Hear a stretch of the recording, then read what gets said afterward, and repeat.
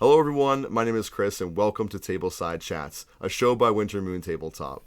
On this show, we're going to talk to folks from within the tabletop and board game industry, from designers to publishers to developers and anyone in between. And we're going to talk about why they design, what encourages them to continue creating, and most importantly, we're going to talk about games. And today I have my guest, Mark Wilson, who's from Grindstone Games, who's also the designer of a game called City of Myrkesh, a deck building game which is now live on Kickstarter. And as of this recording, it's got 12 days remaining and is sitting at just under 70% funded. Mark, it's great to have you here. Welcome to the show. Thanks for having me, Chris. It's good to be here. Tell us a little bit about yourself, what you do, how you got into board game design, and whatever you feel like sharing. So my profession is a 3D artist. I come from the video game industry. I'm currently working with Super League. They do a lot of stuff in the Roblox game engine. I went to school for video game art, specifically 3D character art. And over time, I was thinking, I can be in video games, but I can also broaden my umbrella and go into board games. I've been playing board games for over a decade. I remember my first convention where I got one of my first boxes of one of my favorite games, Ascension, designed by Justin Gary. And maybe 40% of my shelf was different versions of that game. And I really enjoyed the deck building as a subgenre for board games. And that's kind of what led me to start designing City of Myrkesh 2.5 years ago. You talk about video games and you started in video games, but really, for me at least, that's how I got into board games. And I would say that that's probably how a lot of people get into board games too. I mean, there's a lot of crossover, isn't there? Oh yeah. There's like digital card games too. One of the games that came out like four or five, 6 years ago that I've been just getting back into is Slay the Spire. Just like the original roguelike. I have an unhealthy relationship with Slay the Spire. I bought it on pretty much every platform that I have, and I played on all of them. Sometimes I forget which game I'm working on, because I started over here and I finish over there. Mm-hmm. That's a fantastic game. So have there been video games that have inspired you to when you create your board games? Video games offer a sort of like really nice storytelling method. And when people design either video games or board games, there's like so many people in the production between your animators, your character artists, your prop artists, your environment artists, the producers. And with my board game, I wanted to convey a specific world. And all of these illustrations I got, because I did a thing in my game where a lot of the cards are singleton, so there's only one copy of each. And so that means I had to commission a ton of these artist illustrations and carefully craft each illustration to what I wanted the card to do mechanically. Do you think that it's possible to capture the same element of narrative and story like you talked about from a video game in a board game? Do you think that that's possible? I feel like in a legacy game, you could probably do it. Gloomhaven is like a prominent example I'm familiar, or when they came out with Frosthaven to expand the universe. When you have like these board games that are expanding into the legacy type of genre where they're meant to be played over multiple sessions, personally, not my cup of tea. I usually like a smaller experience and something that I can finish that night so that I don't have to worry about committing to like later weeks of meeting up and, somebody had to do something. We're not going to fire this off till next month again. Yeah, at least that's what I hope for someday. I try to do that in my game designs as well. But let's talk a little bit about your game. That's why you're here, right? City of Myrkesh. So tell us a little bit about the game, the world, maybe the mechanics, how it works. Anything you want to share with the viewers who may be interested in backing this game? City of Myrkesh is what I call a city traversal deck building game. I designed the game mechanics first and then theme second. When I was looking at deck building games that are common, like Ascension or Dominion or Star Realms or Mystic Vale, I noticed that there was it could be interpreted as problems, depending. I saw them as problems because I kept seeing them repeat in designs, but players would enjoy that. They might not see this as a problem. So in my deck builder, I had two questions I wanted to answer. How do I make every strategy available at all times? And how do I remove the side market? When you're playing a typical deck builder, you have 5-6 cards in a market. And typically certain cards convey different strategies depending on if there's like factions like in Star Realms, or if it's in Clank, maybe you're more movement instead of attacking and buying. And I thought to myself, what if I'm a player and I like strategy A, but only strategy B and C are out in the market? And I want to play strategy A because that's the way I express myself. How do I solve that problem where players can always pick whatever strategy they enjoy? So what I did is I took my circular board. In this board, there is 10 card slots. It's a 10 card market instead of your standard 5 or 6. But there's a player piece on the board that you move around, and depending on where your piece is at in the city, will dictate what cards you're allowed to purchase. You're always able to get 2 cards at any given time, depending on where you're at on the board. But if you're more into a Merchant's Row strategy, as opposed to an Undercity strategy, you can start buying your Merchant's Row cards, and then maybe you want to branch off into the wilds and make your brown and green deck, or maybe you want to play Royal Courts and play a little green-purple. You can do that. Those are all available at all times. The second question, how do I remove the side market? When I typically see a side market in deck building games, we can refer to like the Explorers and Star Realms, or the Mystics, Heavy Infantry, and Cultist and Ascension.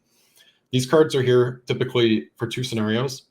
They're really cheap cards that you can always buy in your deck in case the market is super expensive. Or if there's no monsters in the market, you can always attack the dummy monster, the cultist, and get points that way. So when I was developing each of these districts has a unique 16-card deck that has cards that exemplify their specific mechanics. And in this 16-card deck, there's different cards at different costs, between 1 to 6. And within these costs, there's a certain number of cards. So you have a few 1s, a lot of 2s, a lot of 3s, a few 4s, 1 5, and 1 6. So you have a cost curve as it goes up and then goes back down. So when you shuffle the 16-card deck and you deal 2 cards face up into the market, you're more than likely going to have a card that you can afford from your starting deck. So you can start developing a strategy. And keep in mind, there's 16 decks. So all these shuffling up and the probability that maybe there's like 2 districts that are expensive, you're still going to have 3 other districts that are going to be cheap. Probability wise, you could get like a 4 and 5 in all the districts, but that's super low. As you've been talking about the game, it sounds highly thematic, which I'm already drawn to, and I love thematic games. So talk about the world you've built, because you did talk about that you've crafted this world. Talk about the theme, the world, and maybe how that connects to the goals in the game, what the players will be doing. The theme of the game is a mix of fantasy and steampunk. I wanted each district to have a specific type of characters that reside within. In Merchant's Row, you have your vendors, your witches, your pirates, people entering the city, people leaving the city through ships. Industrial Grounds is your automaton, your artificers, hybrid of the two, like your cyborgs, but like steampunk cyborgs. In Wilds, you're going to have your savage folk, your dryads, your shamans, really naturey, even your monster hunters. There's certain cycles of cards like the monster hunters that have the same mechanic, and I'm trying to, in my design, make it so certain cycles of characters have a similar mechanic so they can, communicate that. Royal Courts is your aristocrats, your kings and queens, your knights, your nobility. And you're going to see a lot of that in their designs. With some of the knights, they have the shield mechanic, which will help you not be as disrupted from your opponents as they might want you to. You can protect yourself, so you have the knights with them. And then Undercity is your rogues, your specters, what I call the flesh cult. And it's all your really spooky eldritch horror kind of characters. So depending on what flavor you like and what characters you like, if you like merchants and pirates, you might be into Merchant's Row. If you like abominations and rogues and revolutionaries, you go to Undercity. So having the theme of the characters meet the mechanical identity of what that faction does was super important to me, and we spent a lot of time grinding that out. And so what is the ultimate objective of the game? Is it to just have the most points, like in typical deck builders where you count your victory points on the cards, or is there alternate objectives the players will have to accomplish too? So in the middle of the city is a monster, and depending on how many players there are in the game, you're going to have a health pool for the monster. So in a 2-player game, there's going to be 24 points, 12 points per player. The pool goes higher as you add more players. You can play up to 5. As you're going to be moving around the city and buying cards and attacking the monster, as you attack the monster, you're going to receive prestige, which is the victory points from the monster's health. As players are buying cards and attacking the monster, this health pool the monster has is going to slowly run out. And once it reaches 0, the monster goes into what I call death throes, where you have to continue play until everyone's had an equal amount of turns. If player A ends the game and takes the last of the points, player B and C still get to go until they get their last turn. And then you're going to take all of your prestige. If you're Royal Courts, you might have been able to get some noble prestige. And all the cards in your deck have an end of game prestige value. You add all those up, and whoever has the highest total at the end of the game wins. So how long have you been working on this particular game? And, where did it start? Where did it start? And then how has it evolved to where it is now? Is it a different game? I developed cards for so long. It started back in July of 2021. It was like around 4th of July, and I had this idea for this board where it was like the circular map. And I made this board literally out of 8.5 by 11 sheets taped together, and I just drew on it with pen. And I'm like, this is the first prototype board. Now we're on like the 5th and 6th, where it's legitimately printed through Game Crafter, and it's all like graphic designed up by 2 artists. It was all balancing and play testing, and I was super fortunate. I had some really close friends that were very consistently meeting up every weekend or every other weekend to help iron out the mechanics of this game to be a nice streamlined surface. Deck builders are the genre that arguably got me into tabletopping, tabletop games. I did dabble in other games before that, but like one of my first games was Dominion, and I loved it. And I love deck builders. I would say deck builders are among my favorite genre right now, or in the space Subgenre. Yeah, subgenre. So why did you choose a deck builder out of any number of other types of games you could have made? I also want to ask you a second part of that question, because you mentioned, I'm looking over here at the Kickstarter, you have at the headline a deck building game with a 10 card market, which you already talked about. So it's important enough to have it in the headline.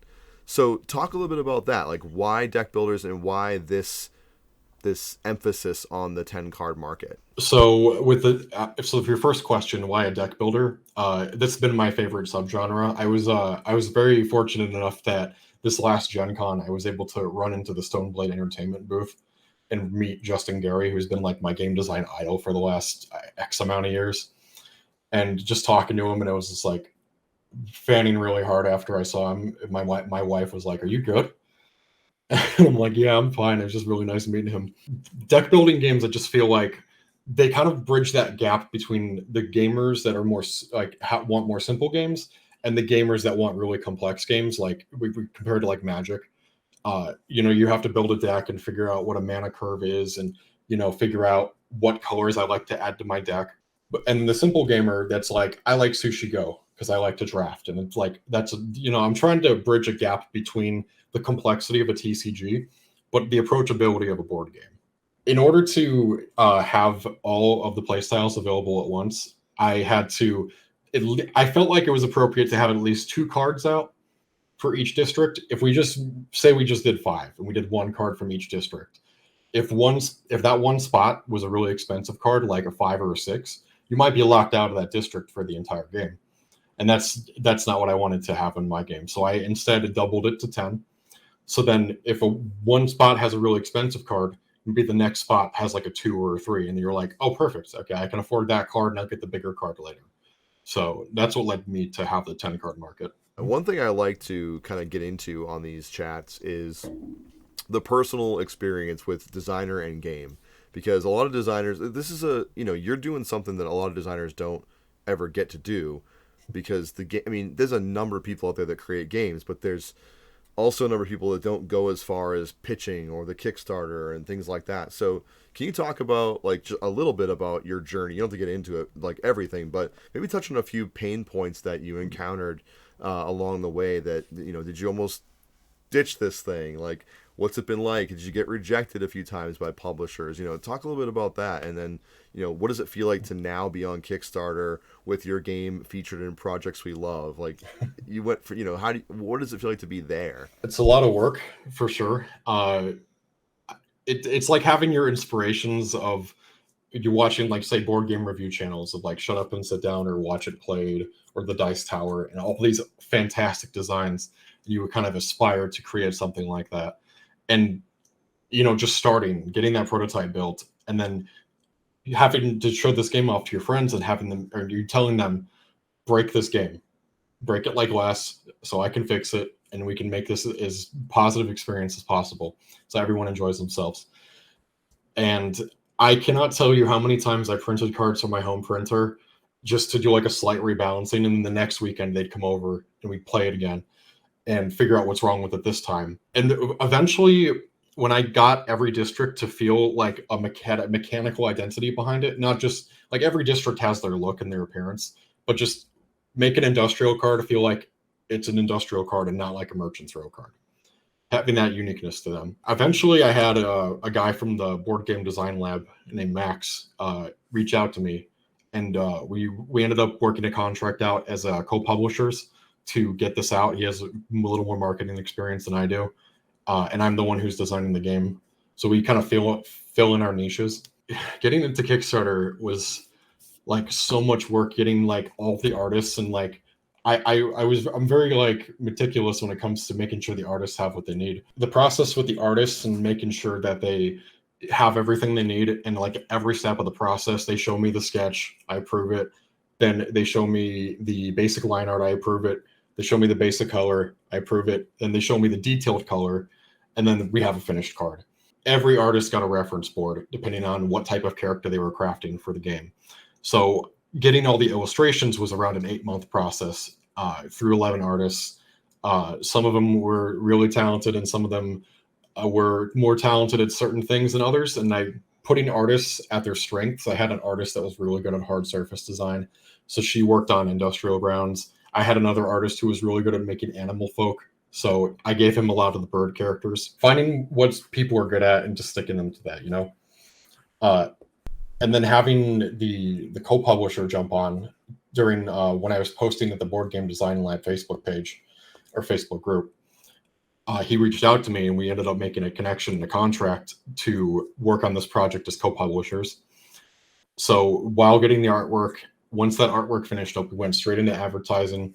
And then once October hit and the advertising period was almost over, then we went into going live. And that itself was like a whole another experience, like building this whole project up between the artwork, the card frames, the advertisements, the layout of the Kickstarter page, what our reward tiers are going to be. It's so much work, but it feels so fulfilling. It is a ton of work, and I've dabbled in it a little bit myself, so I know what you're talking about, and you're being very generous with how you're talking about it, because I don't know if people really understand what they're going to face. And we haven't even gotten into the manufacturing part yet, and that's a whole other animal that you kind of have to have some general knowledge of as a designer if you're going to go on crowdfunding. And it's interesting, you're kind of doing this from a unique take where you're self-publishing but also working with another publisher, so you're doing a lot of the lifting that they would normally do with the art and the design and everything. So that's a really interesting take. I don't know if I've ever met anyone doing that before. So where does the road ahead lead for you at this point? Because you're at just under 70% funded, 12 days to go as of this recording. So obviously we're hoping you get funded and all that. But what happens next? Like, are you ready to kind of pull the trigger on sending all the files to the manufacturer? Like, what can people expect from the campaign as it kind of comes to an end? And what do you see coming next down the pike? There's different reward tiers that we have to work through, and the $55 tier was the base game plus the promo cards. If you go to the $70 tier, there's what we call a 3D print and play, where there's a second monster that you can 3D print. I've still got to finish sculpting that guy. He's almost done, but we put like a prototype turnaround of the what I call Intellect Hoarder Gargantua onto the Kickstarter page. I had the pleasure of sculpting those. Great name. Thank you. Yeah. I had the pleasure of sculpting those myself. I have a 6 years background in ZBrush, so being able to take my own spin on minis was really fun. And then the last tier, if you wanted to have a card in your likeness as a promo card, we had a reward tier for that level. And once I get everyone who participated in that rewards tier's emails, we can move into contacting the artists and making sure that they get the illustration started. And I talked to my graphic designer when the illustration's done. We pop it on a card, make some new mechanics for that card, and include it in every single base set of the game. And we're currently working with Boda Games. They were at Gen Con in the first exposure playtest hall. There was a couple of manufacturers that were exhibiting there. Ideally, I believe we were going to have our games ship out somewhere in May, June, if the timelines line up correctly. Get everything processed, we get all the files off to them.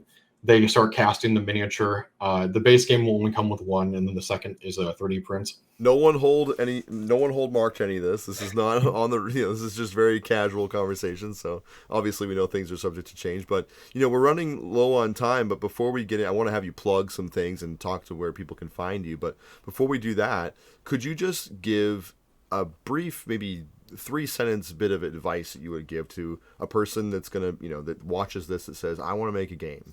What would you tell them? What would be one of the few things you might tell them before they get started? One, I'm happy you're looking at me for advice. It's a very good honor. So one is, if you have an idea, no matter where you're at, you just write it down.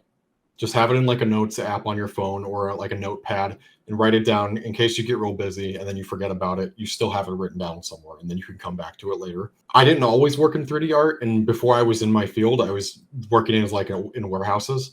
And if I had an idea pop in my head for a card, I would just pull my phone real quick, type it down, and then just pop it back and just have that idea for later. That's where a lot of the mechanics in my game came from, was those like spur of the moment thoughts. The second point, I think, is just to start. That's the hardest step usually, is like when you get your first prototype build, it's not going to look like the prettiest thing. And that's okay. Prototypes are built over a long period of time, and they get more refined as time goes on. My cards that I first made in Photoshop, I definitely wasn't going to go to prints with those, but it was just to have the idea on paper so that people could start playtesting it, and I could get the mechanics down. And then as the mechanics become more refined, I onboard artists and graphic designers to make the game prettier. It's just that starting point that's the hardest, and it's just start. Now, I didn't plan this question, and it's okay if you don't want to talk about it. And I don't know if it's a secret or not, but you've talked about this world building, and you have this city of Myrkesh, which implies that there may be some plans for like building on this world with other games or expansions. I would love to. I would love to build on the world. The name Myrkesh actually comes from an old D&D character I played in college. In the game, there is actually one card that holds that name, the Chronicler of Myrkesh, the guy who's been around the city the most. And if the audience reception is really good and I'm able to financially make an expansions worth it, I would love to add more cards. I had to stop myself building cards because I had way too many illustrations that I had to worry about. So I'm like, okay, 16 cards per deck, that's plenty. I've already got to get a unique illustration for each. Let's just stay settled with that. So before we wrap up in the time we have remaining, please feel free to share with people how they can find you. Obviously, the Kickstarter, City of Myrkesh, you can go there now and back it. I would highly encourage you to do so. But anywhere else, if you want people to contact you, give you feedback, or follow you on socials, that kind of thing. So right now I'm running the City of Myrkesh Insider Facebook page. Pre-launch of the Kickstarter, we spoiled about half the cards. And I gave a little bit of a blurb behind the inspiration of the illustration and the inspiration of the mechanics. Credit the artist, link their portfolio, just so they can get their name out there. And then, if you look up City of Myrkesh on Kickstarter, you can find our campaign. And depending on if you're into deck building games, I feel like this is a good homage to at least my version of a deck builder. And it would be really nice if you gave it a look and see if it's something you're into. Well, Mark, we'll make sure that those links are in the description of this video. I want to say thank you so much for joining me on this show and on this channel to talk about your game. It's been great having you. I love talking with designers. I love talking about games and just hearing other people's stories about their design journey. So really, thank you for taking the time. I know you've done a lot of these, but thank you for making time to do just one more at the tail end of this. I want to do more. Please. Don't. It's so good. I want to do plenty of these, just like talking and being passionate with other designers. And having these designer interviews has been something new to me. I did a few last week, and I have a few this week, and it's just been real nice to talk about this stuff with other people in this community, It's a great community, and I'm really happy to be a part of it, and also be happy to get back into it again and meet people like yourself. So thank you again, Mark. It's been great having you, and I wish you all the best of luck with your campaign, and I'm going to go check it out for sure. And if you're watching this, I would encourage you to go and back City of Myrkesh now while it's live, and get out there and support Mark and support other indie designers. And, it's a great community. Like Mark said, people out here are willing to help. And if you just start by getting connected with people like Mark and other designers out there, you can learn so much. So thank you again, Mark. Again, I could say thank you a million times, but best of luck with your campaign, man. Thank you for having me, Chris. It's been fantastic talking to you. And thank you all for watching Tableside Chats. My name is Chris, and I will see you next time.